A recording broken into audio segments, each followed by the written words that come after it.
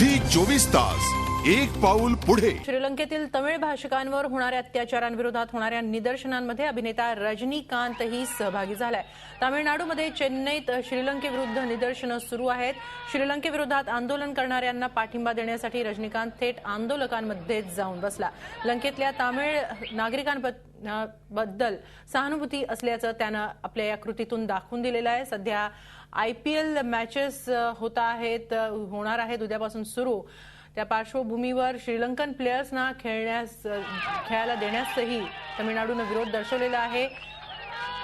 आपण याबाबत अधिक माहिती घेऊया आमच्या प्रतिनिधी रश्मी पुराणिक यांच्याकडून। रश्मी, रजनीकांतने आपल्या कृतीतून दाखवून दिलेला आहे की तो तमिळ नागरिकांसाठी त्याच्या मनात सहानुभूती आहे, थेट आंदोलकांमध्ये जाऊन बसलेला आहे।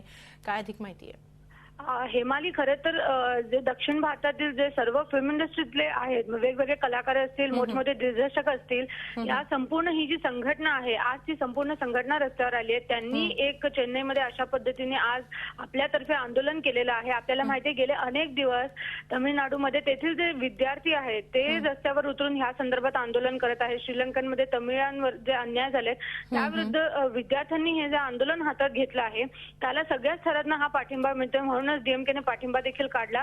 त्याच वेळेला आता जी तमिळ फिल्म इंडस्ट्री आहे तेथील जे कलाकार आहेत ते देखील आलेत, आज आंदोलनात सहभाग झालाय।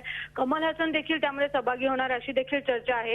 रजनीकांत किंवा इतर कलाकारांनी येऊन या विद्यार्थ्यांनी जी भूमिका घेतलेली आहे किंवा एकूणच तमिळ लोकांच्या विरुद्ध जे अत्याचार झाले आणि श्रीलंकेच्या विरोधात जी जनभावना आहे त्यामध्ये कलाकारांनी आपलं जे योगदान दाखवलेलं आहे यावरून दिसून येते की त्यांची त्यामुळे तमिळ आपल्या मागणीवर किती ठाम आहे, श्रीलंकेविरोधातली भावना किती तीव्र आहे यातून दिसून येत आहे। धन्यवाद रश्मी आपण दिलेल्या या माहितीसाठी।